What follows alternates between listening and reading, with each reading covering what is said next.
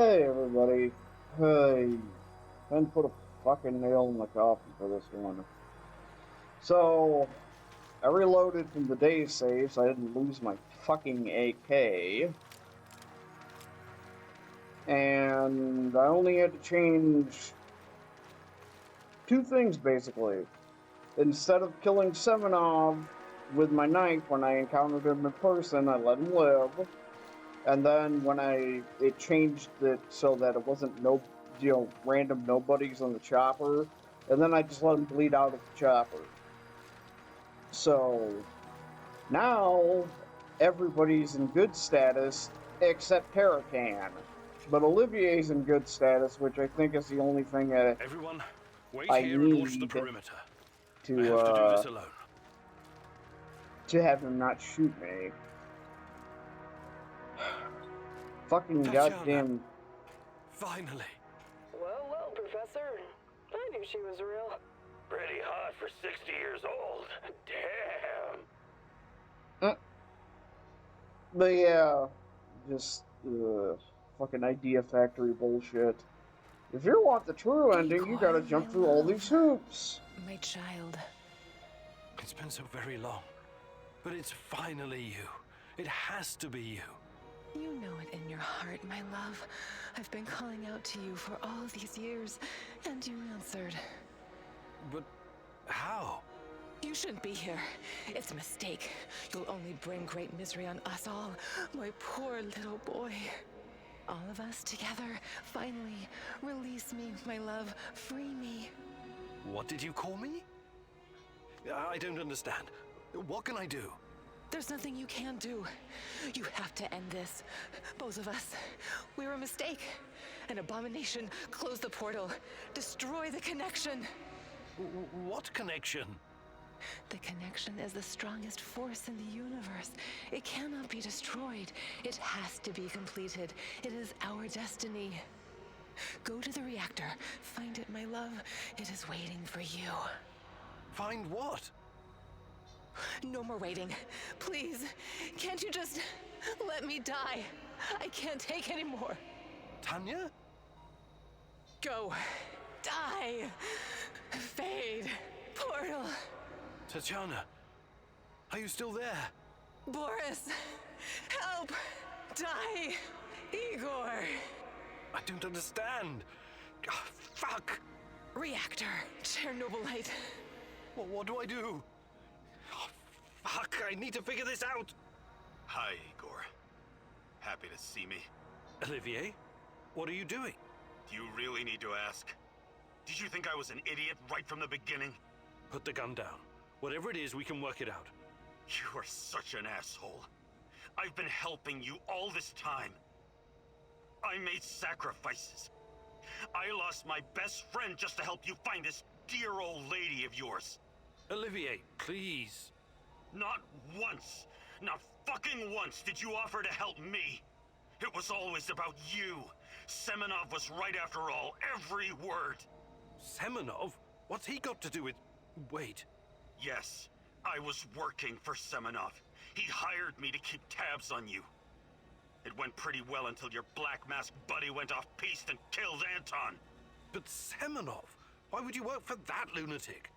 What could he possibly offer? Oh, I don't know.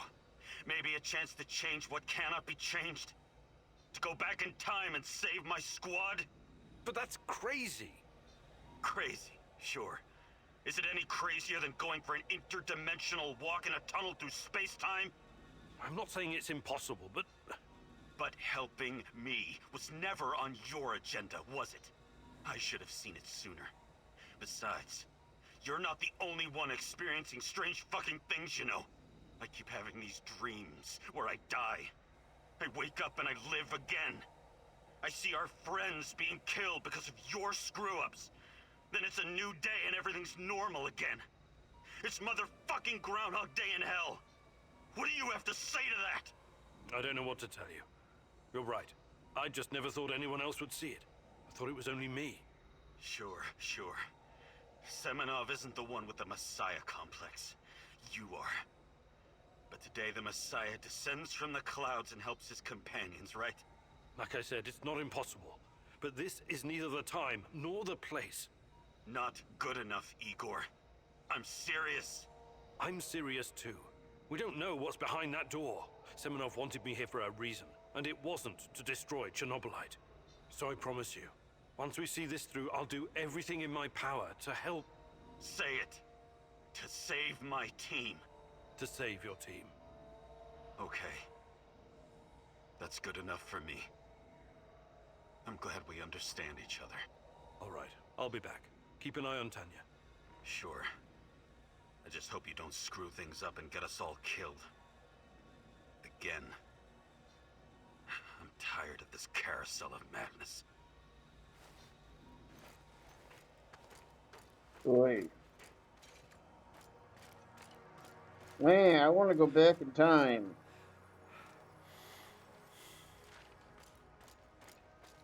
No, seriously, it's like, to get here is like a fucking, it's almost like, or, it's like fucking Idea Heart, or an Idea Factory game. It's like, okay, well, you have to do this, but you have to do this in a specific way at this point to do this, to go over and do this, to unlock this, and then this has to be a factor as well, and it's just like, oh god. Although it's not as convoluted as an Idea Factory game. Jonas can testify to that. Say, it's Idea Factory. Yeah, it's fucking weird, man. You took your time, Igor. Cut the crap. It's time you gave me some answers. Yes, we'll get to that.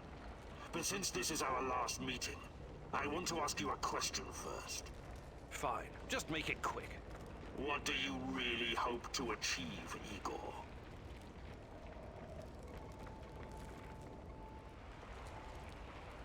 Chernobylite is the cause of all this. I have to destroy it once and for all. You may find this surprising, but our goals are actually aligned. How's that? We were both going after the same thing, but this whole time we've been chasing someone else's agenda without knowing it. Chernobylite's agenda. Come on, man. I've come too far to be fed a line of bullshit. Let's start from the beginning. Do you know who I am?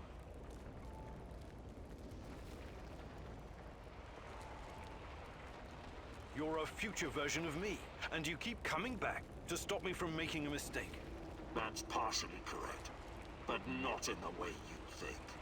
The more important question, the question you somehow failed to ask yourself all this time is, who are you? Because you're not Professor Igor Kiminyuk. You never were. I am Igor Kiminyuk. I only changed my name to protect you and your mother. Protect me? How? By trying to kill me at every turn? If I wanted to kill you, I would have done it the first time we met at the Of course, during a vital ending scene, somebody has to come in and take my fucking vitals. God, I hate living in a fucking nursing home. Will you quit talking in fucking riddles? The truth is hard to swallow, I know. It was hard for me, too. You are me. Tatiana isn't your fiancée. She's mine. Everything you know about her, everything you remember, none of it is yours. You're living someone else's life. My life. You are my clone, sort of. You got my body, my brain, my skills, and most importantly, my memories from before the Chernobyl disaster. What are you saying?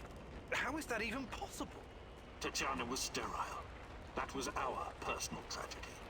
But when Semenov imprisoned her after the Duga fiasco, she fell pregnant. At first, I thought Boris was the father, and I was angry with her. But that was another of Semenov's lies. He needed me to stay on the project and study Chernobylite, so he injected Tanya with the nano solution. What happened next was, I don't know what to call it, an immaculate conception. She gave birth to a boy, you. You grew much more quickly than other kids, but your mind didn't seem to follow. It was different somehow. The Chernobylite no doubt affected you in unpredictable ways. I never really considered you my son. You scared the shit out of me. I didn't know what to do with you. But it was obvious that Semenov would incorporate you into his experiments. Or maybe cut you open and rummage around inside. Until one night, Tanya, your mother, communicated with me telepathically, even though her body was in a coma. She pleaded with me to release you into the woods, and that's what I did. You're saying Tatiana's child, who you released in the woods in 1990? But that's impossible. Impossible! I don't remember any of this. Of course you don't. You looked like a teenager, but had the mind of a small child. I remember giving you a sweater that Tatiana knitted for me. The night was so cold. It had my name on it. The sweater? I had it in the camp. I was imprisoned and... Yes, it could have been a trigger. Your mind somehow began to rebuild itself. Why in my image? I can only guess. Perhaps you were constructed from Tatiana's desires, from her expectations of a child. Funny, how I called it pseudoscience. I suspect the process was somehow facilitated by the Chernobylite. But she's been calling me this whole time. She wanted me here. I'm afraid you were bamboozled, my poor boy. We all were. It wasn't Tanya who called you here, but it.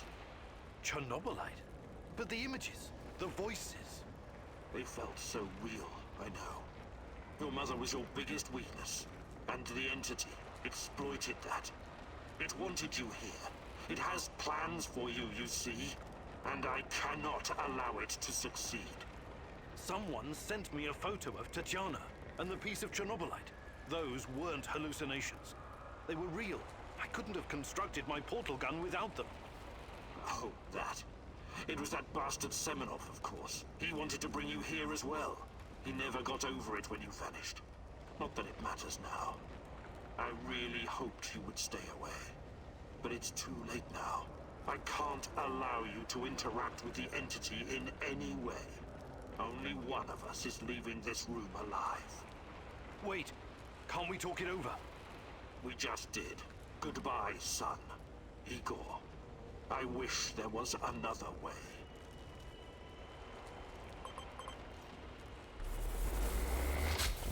Oh.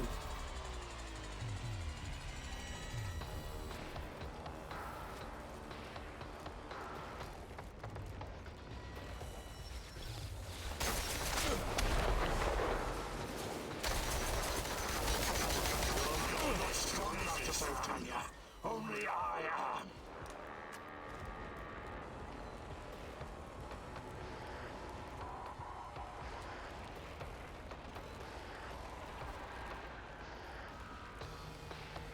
Oh, I've been irradiated by BFG.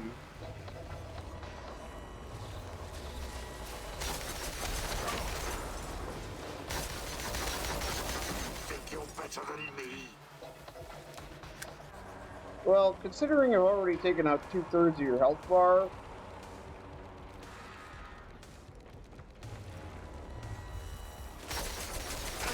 I'm already. I promise to make it quick for Tatiana's sake.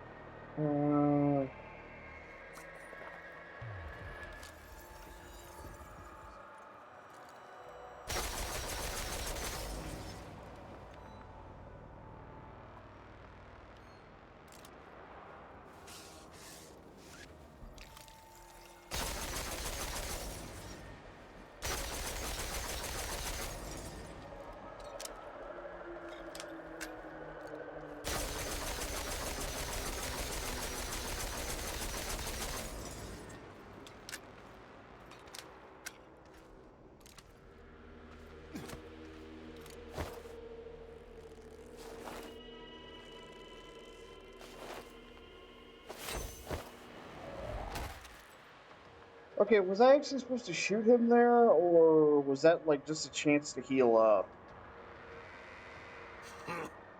I don't need a force field to defeat you. Oh, hey, Olivier.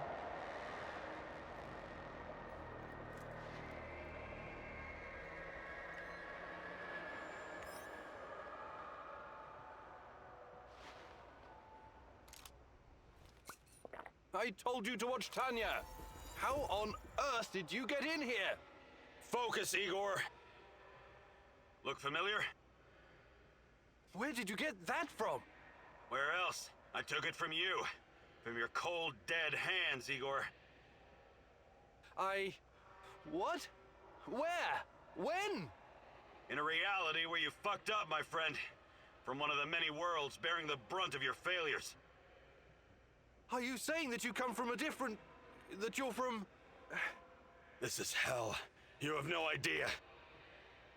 Where are you going? Back to my screwed up world, of course. You know me. I'd prefer to die fighting. Wait! Don't waste the chance I've given you, Igor. Finish the job.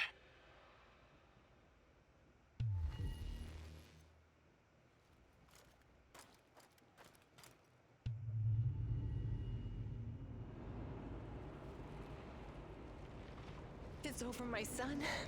Close the portal. Cut the connection. Deny this thing away into our world. Do it now! Son, please. It will kill her. It will kill the love of my life. Of our life. Please, there's another way. Just let me go. I've suffered long enough. You can do this, son. You can be the man I could not. Be the better version of me. Go through the portal and face this thing.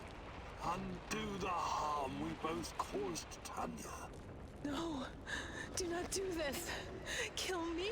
Just kill me, please. Finish it.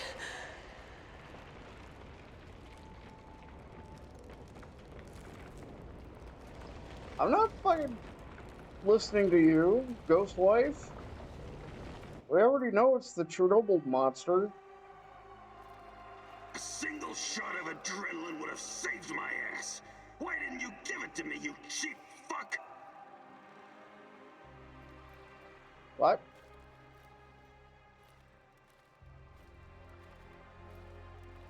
My life was in your hands, and you let me die.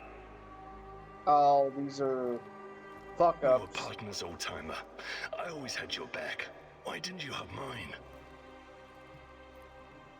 Taking care of us was your job. You let me die. You failed. No, I didn't. I perfected this shit like fucking Mass The Effect 2, eulogy bitch. you gave at my funeral was awful. Pure drivel. How can you sleep at night, Mousy? I trusted you. You were supposed to save us all. You killed Kostia, you motherfucker. My Kostia. Yeah, I honestly should have because he is a dickbag. Why? Why did you betray me, Mousy? I didn't betray you, Terracan. After everything I've done for you, you chose NAR? Burn in hell, you backstabbing little freak! Executing an unarmed prisoner like a common thug. I expected more from you, Professor Kaminyuk. This isn't possible. These things can't all have happened. I fixed them. At least some of them. You're wrong. Did you think meddling with space-time wouldn't have consequences? All of this, every bit of it, happened. But how? I was going back through the wormholes. I was fixing everything. There is no time travel the way your friend Olivier understands it. You can never change what's already occurred, because every change creates its own space-time continuum. And time only moves in one direction. Entropy. Every time you make or unmake a decision, you twist an entire dimension. It's because you are a part of me, made from the same multidimensional stuff. But I just wanted to save Tatiana. Yes, your mother. And along the way, you destroyed countless lives across dozens of dimensions. All because of animal body chemistry, because of the human need to connect with your progenitor. So, here I am. I am your real mother. Creepy tree? Alright. Bring it on, you fucking Shodan knockoff.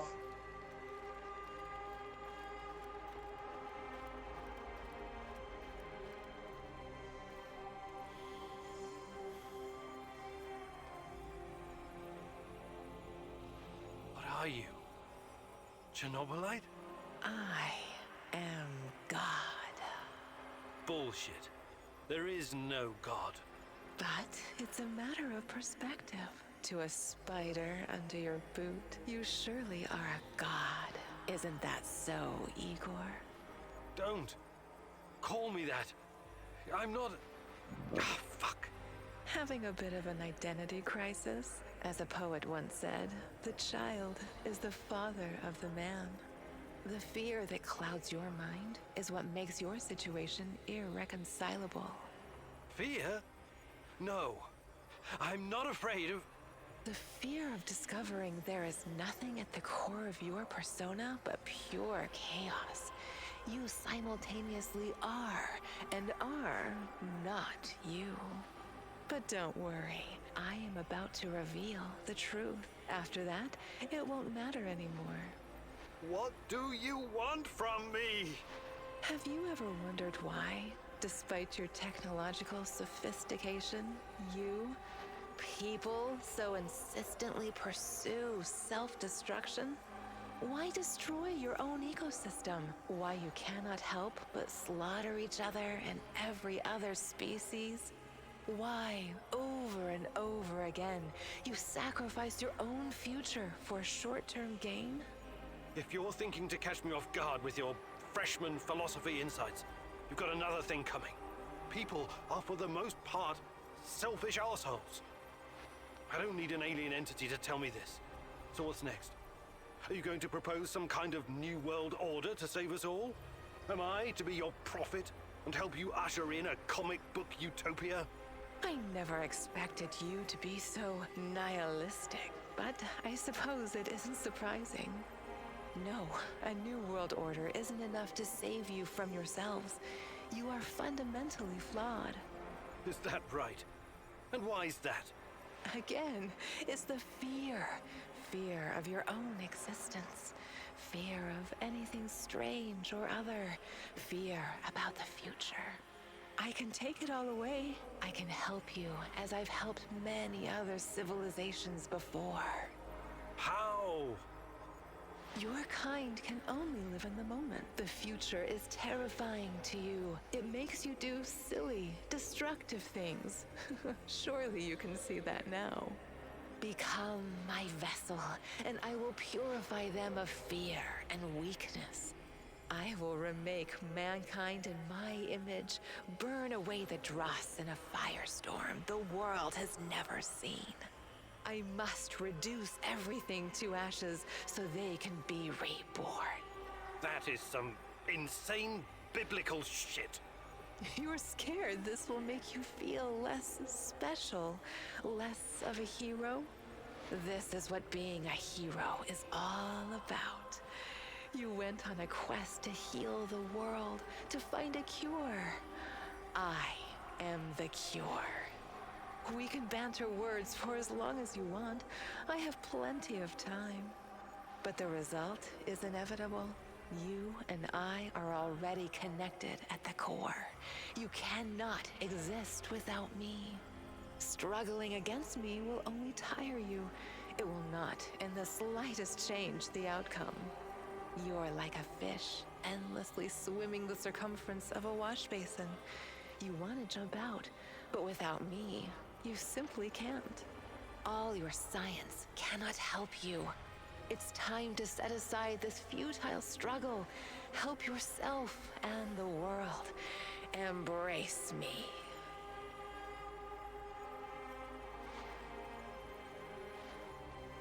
Fuck this thing. I see you have it all figured out, my love. But it's not going to happen. I refuse to take part. If mankind wants to destroy itself, let it. For all I know, extinction is a better fate than becoming part of whatever you are. You are defiant, like her. But as I said, we can do this forever. For eternity. I can have you wake back up at your base again and again. In the end, you will always return to me. It is a circle. A circle? Of course. Oh, don't get distracted with your theories now. You have no choice. We belong together. I almost fell for it. But something betrayed you. You omitted one detail, a detail that makes you vulnerable. Me. I'm your only hope, and this also makes me your biggest weakness. You cannot exist without me. I made you. Everything you are is because of me. True, but you also cannot exist in this plane without me. You're no god. You're just a fucking parasite. A freeloader looking for a new host, hoping to get a foothold in a new environment. Tanya, my mom, is no longer a viable option for you. You can't use her anymore. Who knows? Perhaps you never needed her in the first place. And all this was a ruse to bring me back to you. You don't even know what you are. You have no identity. You don't exist without me. Now obey. Identity. Yes. Perhaps I'm Igor, perhaps I'm Igor's son. Perhaps I'm both. Maybe I'm just a faulty copy of a dead physicist. But it doesn't matter. I make my own choices. And that brings us neatly to my conclusion. As a scientist, I must test this theory before I can confirm or deny it. So watch closely, my love.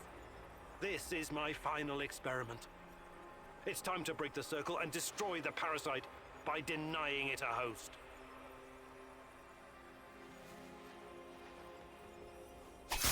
No!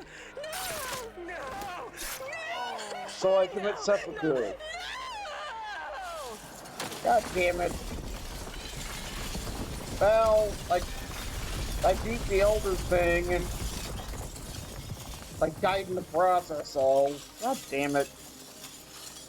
Bullshit. The protagonist never returned from the power plant.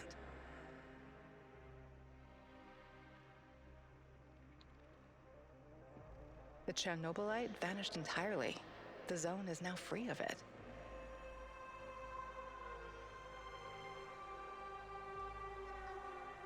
Igor stalkers drove off the remaining NAR troops and even convinced a few of them to join the cause. Now they're working together for the good of the Samoshels, tracking down the few remaining monsters still roaming the area. Olivier never had the chance to change his own history and prevent the ambush that wiped out his team. Igor's example convinced him to abandon his plan and accept his flawed past. That tragedy, after all, made him the man he was. With time, he made his peace, and in the end, was grateful to be part of something bigger than himself.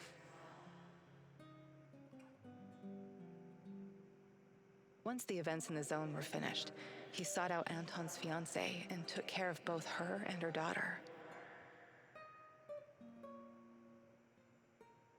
In spite of his flaws, Olivier will always be remembered in the zone for his courage and grit. Mikhail's life was always full of violence.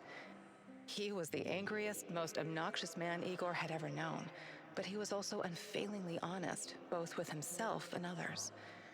Mikhail's thirst to avenge his murdered friends was his main driving force, but working with Igor and the others eventually made him appreciate the kinder aspects of life.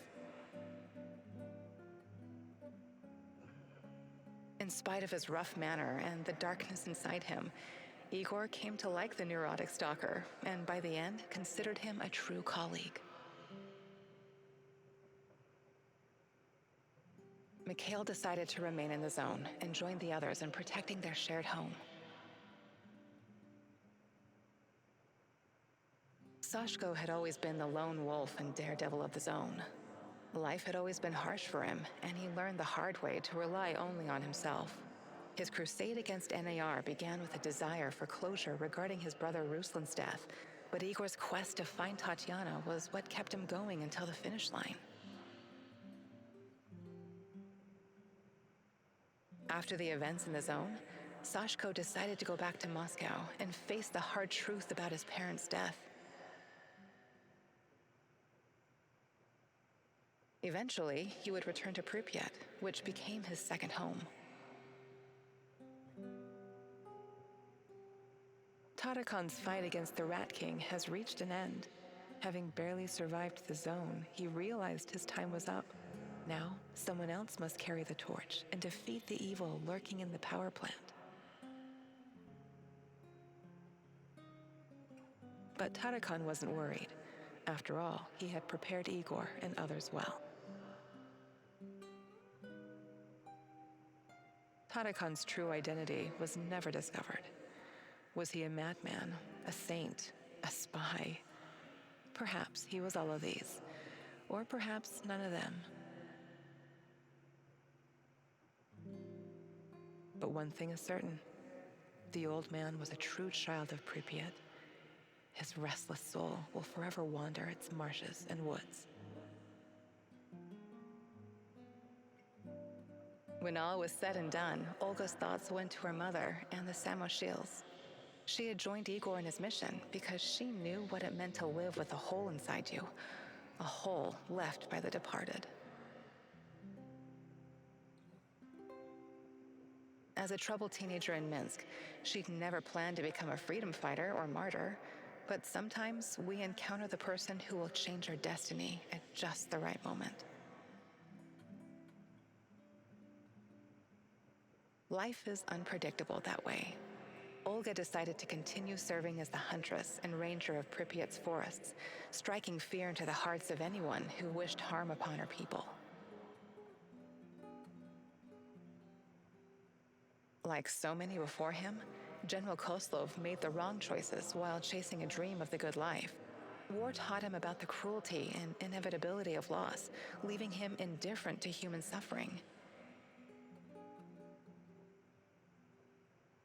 It was only thanks to his nephew Galib and Igor that Koslov found a serendipitous moment that placed his life on a new trajectory. He realized that some victories come at too great a cost. Koslov left NAR at just the right time and lived out his days in quiet contemplation, somewhere far beyond their nefarious grasp. Semenov's ambitions and neuroses eventually got him killed. He was a brilliant scientist, but could never come to terms with the collapse of the Soviet Union. Though not a devout communist, Semenov could not stomach the chaotic aftermath, for it reflected the emptiness of his own heart. And so he chased his green Chernobylite dream, hoping his experiments would usher in a new world order. In reality, what he sought was to fill the gaping void in his own soul. In the end, everything he thought he had achieved disintegrated into nothing. He died, and NAR dissolved, most of its mercenaries wiped out by either the Shadows or the Samoshils. All that remains of NAR in the zone are the empty barracks and derelict labs, stark reminders of a misguided ambition based on human misery. Faced with staggering losses, the shareholders halted all funding.